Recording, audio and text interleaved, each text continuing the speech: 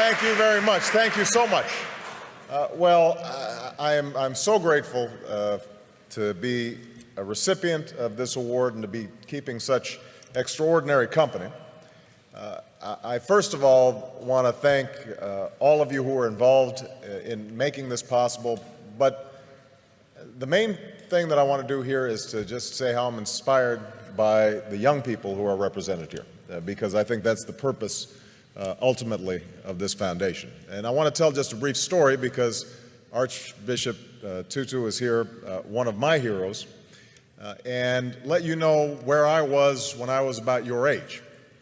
I'm really dating myself now, although I'm also dating the Archbishop, because back in 1979, I was a freshman in college at Occidental College in California. And I had had a somewhat rocky youth and teenage years. My father wasn't at home. I was growing up partly with my grandparents in high school. I'd gotten into trouble occasionally. It was what my mother called a good time Charlie, meaning I wasn't really serious in terms of my studies, in terms of my work. Had some awareness of the world around me, had some sense of injustice and unfairness, but it wasn't finely honed, it wasn't well developed. And I remember in 1979 arriving as a freshman and doing what freshmen do, trying to figure out what courses are and trying to change your study habits and trying to identify that food in the cafeteria, what it is.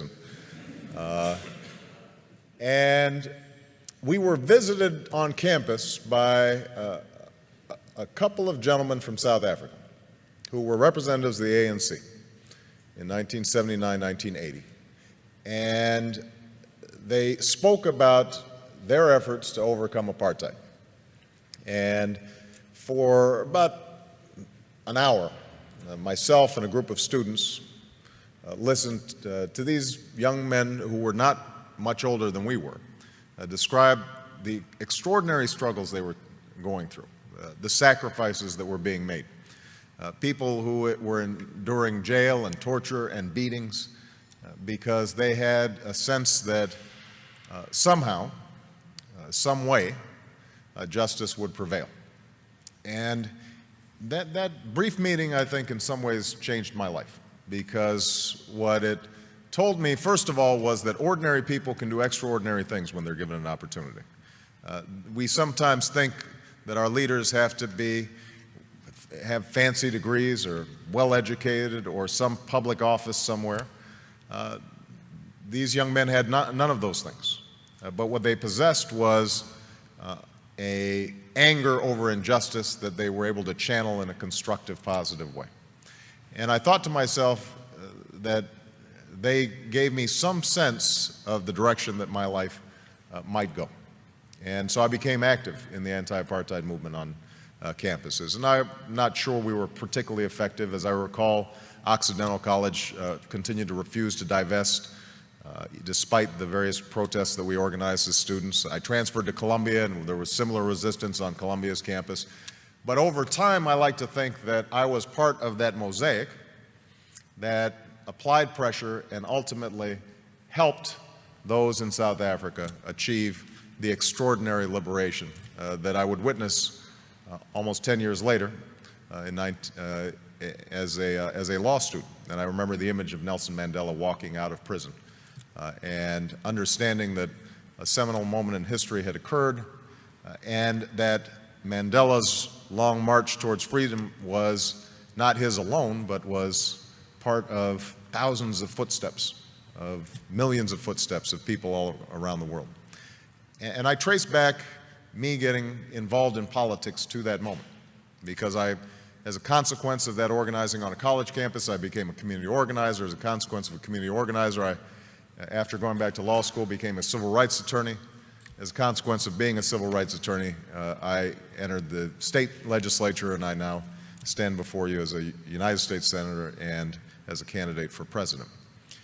And so the primary message I guess I have in receiving this award is that all of you represent enormous potential and enormous possibility for change, because we all know that injustice still exists. It exists here in the United States, in every poor neighborhood, and in every inner city, and every rural community, all across the country.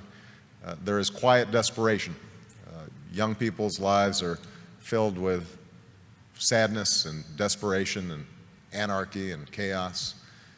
And obviously all around the world, we see those same symptoms of hopelessness made manifest in places like Darfur, in places like the Middle East, in places that too often are forgotten about and not written about until they flare up in tragedy. So I hope that all of you who are on the brink of doing extraordinary things decide to channel that talent and that energy and that imagination to figuring out how do you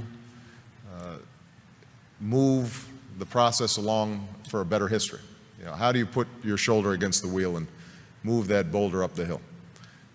And I'm absolutely confident that if all of you take up that challenge, the world is waiting for you, ready to be changed.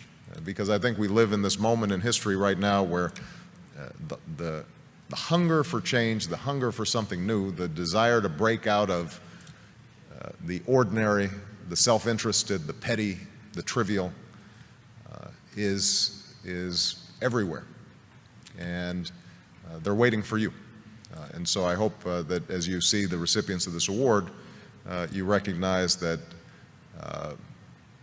it's actually more of a tool to give you a little spark and drive you in the wonderful directions that I hope your lives take in the years to come. So thank you very much. Appreciate it.